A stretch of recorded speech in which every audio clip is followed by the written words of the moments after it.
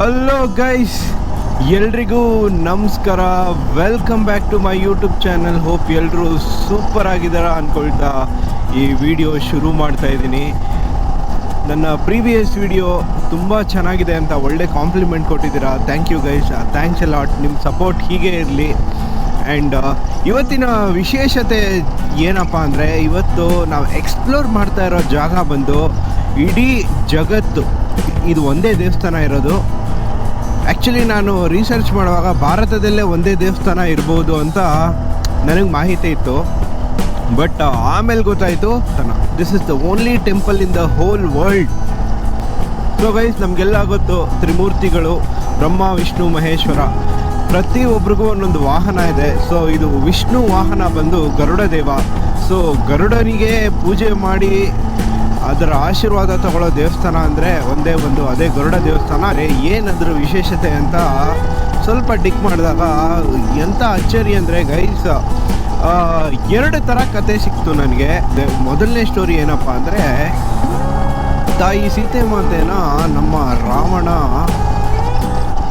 Kidnap ಮಾಡಿಕೊಂಡು ಹೋಗೋ ಟೈಮಲ್ಲಿ ತಾಯಿ ಸೀತೆ ಮಾತೆ ರಾಮನ ಹೆಸರನ್ನ ಕರೀತಾರೆ. ಆ ಒಂದು ಕೂಗು ಜಟಾಯುಗೆ ಕೇಳಿಸುತ್ತೆ. ತುಂಬ ಪ್ರಯತ್ನ ಪಟ್ಟು ತಡೆಯೋಕ್ಕೆ ಏನೇನೆಲ್ಲ ಹರಸಾಹಸ ಮಾಡಿ ಒಂದು ಯುದ್ಧ ಕೂಡ ನಡೆಯುತ್ತೆ. ಆ ಯುದ್ಧದಲ್ಲಿ ಏನಾಗುತ್ತೆ ಅಂದರೆ, ರಾವಣನಿಗೆ ಕೋಪ ಬಂದು ಜಟಾಯು ಎರಡು ರೆಕ್ಕೆಗಳನ್ನು ಕಟ್ ಮಾಡಿ ಜಟಾಯುನ ಕೊಲ್ತಾನೆ. ಸೊ ಜಟಾಯು ಬಂದು ಬಿದ್ದಿದ್ದ ಜಾಗ ಏನಿದೆ ಗೊತ್ತಾ, ಆ ಜಾಗಕ್ಕೆ ಇವತ್ತು ನಾವು ಹೋಗ್ತಾ ಇರೋದು. ಆ್ಯಂಡ್ ಇನ್ನೊಂದು ಕತೆ ಗೈಸ್, ಆ್ಯಕ್ಚುಲಿ ಎರಡು ಕತೆ ಇದೆ. ಇನ್ನೊಂದು ಕತೆ ಏನಂದರೆ, ಅರ್ಜುನ ಕಾಡಿಗೆ ಬರ್ತಾನೆ.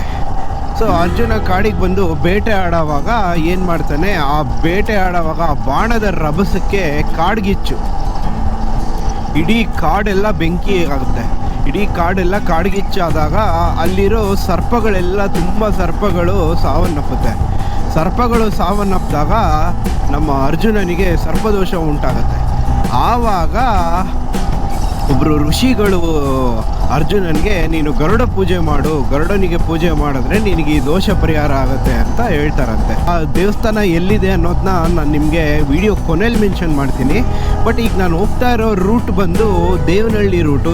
ಆ್ಯಕ್ಚುಲಿ ದೇವನಹಳ್ಳಿಯಿಂದ ನಾನು ಕನೆಕ್ಟ್ ಆಗ್ತೀನಿ. ದೇವನಹಳ್ಳಿಯಿಂದ ಹೆಂಗೆ ಹೋಗಬೇಕು ಏನು ಅನ್ನೋದನ್ನ ನನ್ನ ವಿಡಿಯೋ ಕೊನೆಯಲ್ಲಿ ನಿಮ್ಗೆ ಗೊತ್ತಾಗುತ್ತೆ. ಆ ದೇವಸ್ಥಾನದ ರೂಟ್ ಏನು, ಹೆಂಗೆ ಹೋಗಬೇಕು ಅಂತ. ಇವಾಗ Bangalore Hyderabad road towards Chikkaballapura route ಇದು. ಆ ರೋಡಲ್ಲಿ ಬರ್ಬೇಕು ನೀವು. ಆ್ಯಕ್ಚುಲಿ ನಿಮ್ಗೆ ಎರಡು ಡೈವರ್ಷನ್ಸ್ ಇರುತ್ತೆ. ಒಂದು ಏರ್ಪೋರ್ಟಿಗೆ ಹೋಗ್ತೀವಿ, ಇನ್ನೊಂದು ಚಿಕ್ಕಬಳ್ಳಾಪುರ ರೂಟು. ಸೊ ನೀವು ಚಿಕ್ಕಬಳ್ಳಾಪುರ ರೂಟಲ್ಲಿ ಬರಬೇಕು. ಸೊ ನೀವು ನಂದಿ ಹಿಲ್ಸ್ಗೆಲ್ಲ ಹೋಗ್ಬೇಕಂದ್ರೆ ಇದೇ ರೂಟಲ್ಲೇ ಬರಬೇಕು ಇದು.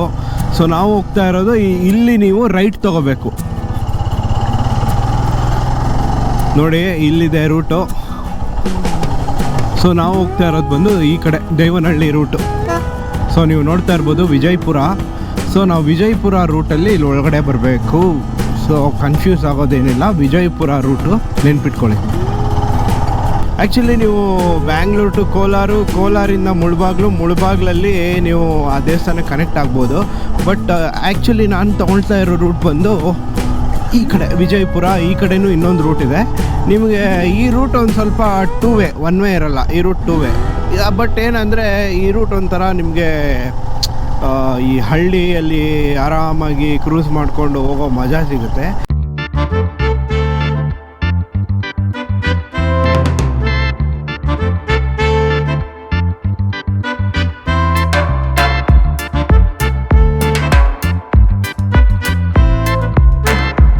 ಸೊ ಗೈಸ್ ನೋಡಿ, ಇದೇ ಹೆಚ್ ಕ್ರಾಸ್ ಅಂತ. ಇವಾಗ ನಾವು ತಗೊಳ್ತಾ ಇರೋ ರೂಟ್ ಬಂದು ಇಲ್ಲಿಂದ ಲೆಫ್ಟು. ಸೊ ಇಲ್ಲಿಂದ ಲೆಫ್ಟ್ ಹೋದರೆ ಚಿಂತಾಮಣಿ ಕನೆಕ್ಟ್ ಆಗುತ್ತೆ. ಸೊ ನಾವು ಚಿಂತಾಮಣಿ ರೂಟಲ್ಲಿ ಇವಾಗ ಹೋಗ್ತಾ ಇದ್ದೀವಿ.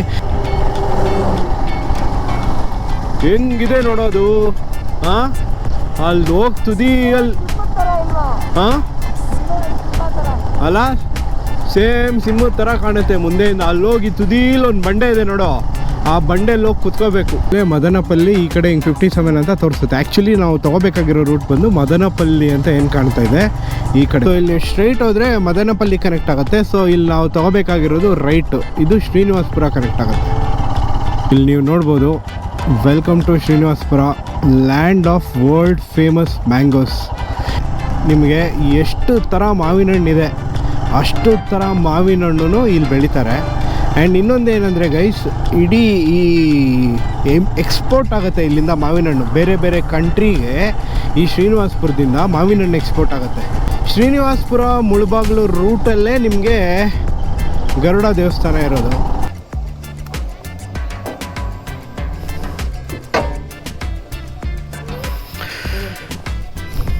ಸೊ ಗೈಸ್, ಇಲ್ಲಿ ನೋಡ್ಬೋದು ನೀವು, ಟೋಟಲ್ 109.5 ಕಿಲೋಮೀಟರ್ಸ್ ಬೆಂಗಳೂರಿಂದ ಇಲ್ಲಿಗೆ. ಸೊ ಗೈಸ್, ಫೈನಲಿ ದೇವಸ್ಥಾನ ರೀಚ್ ಆಗಿದ್ದೀವಿ. ಇಲ್ಲಿ ನೋಡ್ಬೋದು ಶ್ರೀ ಪುರಾಣ ಪ್ರಸಿದ್ಧ ಗರುಡ ದೇವಸ್ಥಾನ, ಉತ್ತರಮುಖಿ ಶ್ರೀ ಆಂಜನೇಯ ಸ್ವಾಮಿ ದೇವಸ್ಥಾನ. ಸೊ ಇಲ್ಲಿ 2 ದೇವಸ್ಥಾನವೂ ಇದೆ. ಸೊ ಒಳಗೋಗೋಣ, ಕೇಳೋಣ ಈ ದೇವಸ್ಥಾನದ ವಿಶೇಷತೆಗಳೇನು ಅಂತ. ಬನ್ನಿ ಹೋಗೋಣ.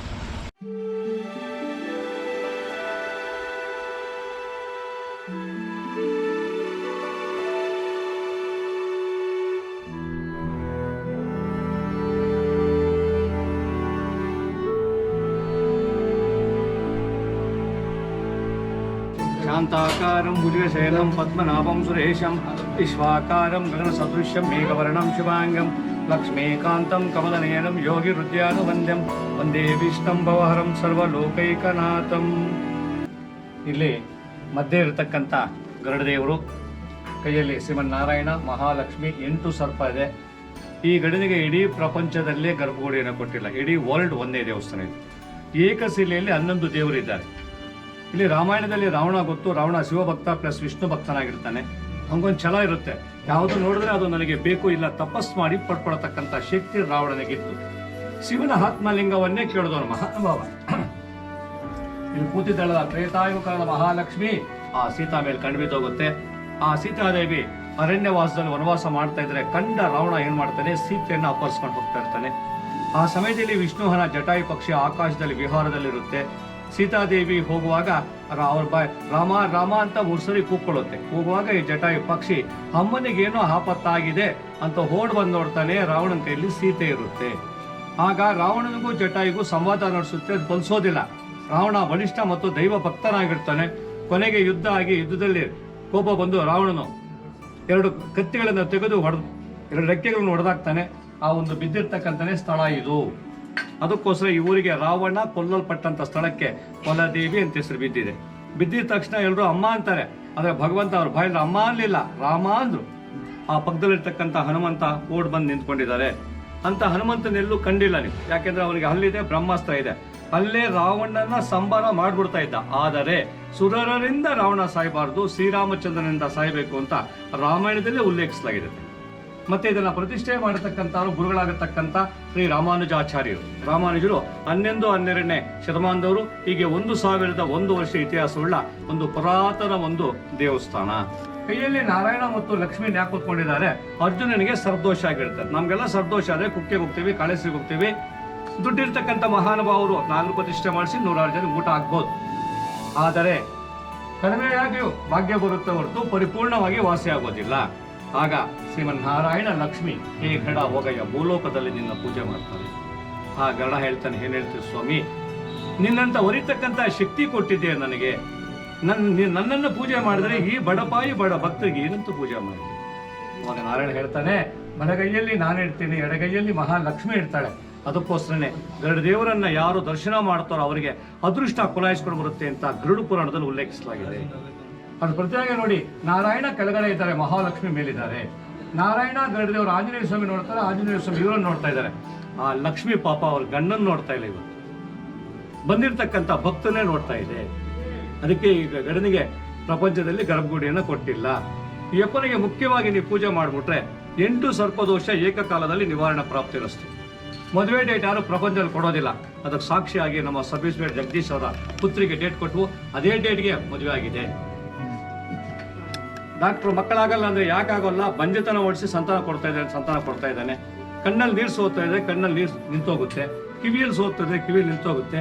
ಚರ್ಮ ಕಾಯಿಲ, ಒಂದು ಪಾರ್ಟ್ ಕಾಲು ನೋವು, ಮನೆಗಳು ಮಾಟ ಮಂತ್ರ, ಮಕ್ಕಳಲ್ಲಿ ವಿದ್ಯಾಭ್ಯಾಸ, ರಾಹುಕೇತು ದೋಷ, ರಾತ್ರಿ ಓದ್ತಾರೆ ಬೆಳಿಗ್ಗೆ ಮರ್ತೋಗ್ತಾರೆ ತಂದ್ಕೊಡ್ತಾ ಇದ್ದಾನೆ. ಚರ್ಮ ಕಾಯಿಲ, ಸರ್ಪದೋಷದಿಂದಲೇ ಚರ್ಮ ಕಾಯಿಲೆ ಬರೋದು. ಎಲ್ಲ ವಾಸಿ ನೀವು ಅನ್ಕೊಂಡು ಕೊಟ್ಟು ಮತ್ತೆ ಮಾಡಬೇಕು. ಈ ಕ್ಷೇತ್ರ ಅನ್ನತಕ್ಕಂಥ 10 ವರ್ಷಗಳಿಂದ ಇವತ್ತು ಲಕ್ಷಾಂತರ ಜನ ದರ್ಶನ ಮಾಡ್ತಾ ಇದ್ದೆ. ಈ ಒಂದು ಕ್ಷೇತ್ರವನ್ನು ಬೆಳೆಸಿ ಅಂತ ಭಕ್ತಾದಿಗಳಲ್ಲಿ ಪ್ರಾರ್ಥಿಸುತ್ತೇನೆ. ಈ ಒಂದು ಕೊಲದೇವಿ ಗ್ರಾಮದಲ್ಲಿ ಹೊಸದಾಗಿ ಆ ಭಗವಂತನ ಒಂದು ಕಲ್ಯಾಣಿಯನ್ನ ನಿರ್ಮಾಣ ಮಾಡ್ಕೊಂಡಿದ್ದಾನೆ. ಭಕ್ತರು ಹೋಗಿ ಆ ಕಲ್ಯಾಣದಲ್ಲಿ ಸ್ನಾನ ಮಾಡಿಕೊಂಡು ಭಗವಂತನ ದರ್ಶನ ಪಡೆದ್ರೆ ನಮ್ಮ ಎಲ್ಲ ಬಂಧುಗಳಿಗೂ ಭಕ್ತರಿಗೂ ಕೇಳ್ಕೊಳ್ತೀವಿ, ಒಂದು ಕ್ಷೇತ್ರವನ್ನು ಉದ್ಧಾರ ಮಾಡಿ ಈ ದೇವರಿಂದ ಎಷ್ಟೋ ಜನಕ್ಕೆ ಒಳ್ಳೇದಾಗುತ್ತೆ, ಇನ್ನ ಲಕ್ಷಾಂತರ ದರ್ಶನ ಮಾಡಿ ಎಲ್ಲರಿಗೂ ಒಳ್ಳೇದಾಗಲಿ ಅಂತ ಪ್ರಾರ್ಥಿಸುತ್ತಾ ಜೈ ಶ್ರೀರಾಮ್. ಈ ಚಾನಲ್ಗೆ ಇವರು ಯಾಕೆಂದ್ರೆ ದೇವ್ರು ಎಲ್ಲಿ ಬರ್ತಾನೋ ಗೊತ್ತಿಲ್ಲ, ಒಂದು ಚಾನಲ್ ಆಗಲಿ ಅಂತ ನಾನು ಆ ಭಗವಂತನ ಪ್ರಾರ್ಥಿಸ್ತೀನಿ. Thank you. ಪ್ರೂಫ್ ಕೂಡ ನನ್ನ ಕಣ್ಮುಂದೆನೇ ನಾನು ನೋಡಿದೆ, ಬಂದಿರೋ ಭಕ್ತಾದಿಗಳೆಲ್ಲ ನಮಗೆ ಪರಿಹಾರ ಆಗಿದೆ, ಒಳ್ಳೇದಾಗಿದೆ ಅಂತ. ಕ್ರೇಜಿ ಜಾಗ. ಇವತ್ತು ಇಂಥ ಒಂದು ಜಾಗನ ಎಕ್ಸ್ಪ್ಲೋರ್ ಮಾಡಿರೋದಕ್ಕೆ ನನಗೆ ತುಂಬ ಖುಷಿ ಆಗ್ತಾಯಿದೆ. ಎಲ್ಲರಿಗೂ ಒಳ್ಳೆಯದಾಗಲಿ. ಸೊ ಈ ಒಂದು ಎಕ್ಸ್ಪ್ಲೋರೇಷನ್ ನಾನು ಈ ಗರುಡ ದೇವಸ್ಥಾನ ನಿಮಗೆ ತೋರಿಸ್ಬೇಕು ಅಂತ ಅಂದ್ಕೊಂಡಿದ್ದೆ. ಈ ಕಾರಣಕ್ಕೆ ಇಲ್ಲಿ ಪವರ್ ಏನಿದೆ, ಇಲ್ಲಿ ಹಿಸ್ಟ್ರಿ ಏನಿದೆ, ಪ್ರತಿಯೊಂದು ತಿಳ್ಕೊಂಡ್ವಿ. ಸೊ ಗೈಸ್ ಬನ್ನಿ ನೀವು, ನಾನು ನಿಮಗೆ ಅಡ್ರೆಸ್ಸು ನೀಟಾಗಿ ಇವಾಗ ಮೆನ್ಷನ್ ಮಾಡ್ತೀನಿ. ಸೊ ಗೈಸ್ ಬೆಂಗಳೂರಿಂದ ಕರೆಕ್ಟಾಗಿ 100ರಿಂದ 110 ಕಿಲೋಮೀಟ್ರು ನೀವು ಕರೆಕ್ಟಾಗಿ ಆರಾಮಾಗಿ ಬ್ರೇಕ್ ಇಲ್ಲದೆ ಬರ್ತೀನಿ ಅಂದರೆ 1.5 ಅವರ್ ಜರ್ನಿ ಈ ಜಾಗಕ್ಕೆ. ಇದು ಮುಳಬಾಗ್ಲು ಮತ್ತು ಶ್ರೀನಿವಾಸಪುರ ರೋಡ್ ಇದೆ, ಆ ರೋಡಲ್ಲೇ ನಿಮ್ಗೆ ಸಿಗೋವಂಥ ದೇವಸ್ಥಾನ ಇದು. ಸೊ ನಾನು ನಿಮ್ಗೆ ಇವಾಗ ಮ್ಯಾಪಲ್ಲಿ ಇವಾಗ ನಿಮ್ಗೆ ಏನು ಸ್ಕ್ರೀನ್ ಮೇಲೆ ಕಾಣಿಸ್ತಾ ಇದೆ ನೋಡಿ, ಇದೇ ಲೊಕೇಶನ್ ಡೀಟೇಲ್ಸು. ಇದು ಕರೆಕ್ಟಾಗಿ ರೂಟ್ ಮ್ಯಾಪು ನಾನು ಡಿಸ್ಕ್ರಿಪ್ಷನ್ನಲ್ಲಿ ಮೆನ್ಷನ್ ಮಾಡಿದ್ದೀನಿ. ನೀವು ನನ್ನ ಡಿಸ್ಕ್ರಿಪ್ಷನ್ ಚೆಕ್ ಮಾಡಿದ್ರೆ ಕರೆಕ್ಟಾಗಿ ನಿಮ್ಗೆ ಗೊತ್ತಾಗುತ್ತೆ ರೂಟ್ ಮ್ಯಾಪಲ್ಲಿ. ಓಕೆನಾ? ಗರುಡ ದೇವಸ್ಥಾನ ಇಡೀ ಜಗತ್ತಲ್ಲೇ ಇದೊಂದೇ ಇರೋದು, ಅದನ್ನು ಎಕ್ಸ್ಪ್ಲೋರ್ ಮಾಡಾಯಿತು. ಸೊ ನೀವು ಈ ವಿಡಿಯೋ ಎಲ್ಲ ಇಷ್ಟಪಟ್ಟಿದ್ದೀರಾ ಅನ್ಕೋತೀನಿ. ಗರುಡ ದೇವಸ್ಥಾನ ಮುಗಿಸ್ಕೊಂಡು ನಾವು ನೆಕ್ಸ್ಟ್ ಲೊಕೇಶನ್ ಬಂದು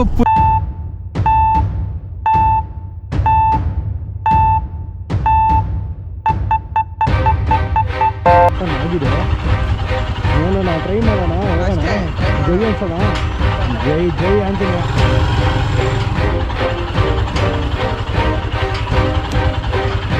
ತೆಗಿಯೋ ಕಮಾನ್ ಕಮಾನ್ ಕಮಾನ್.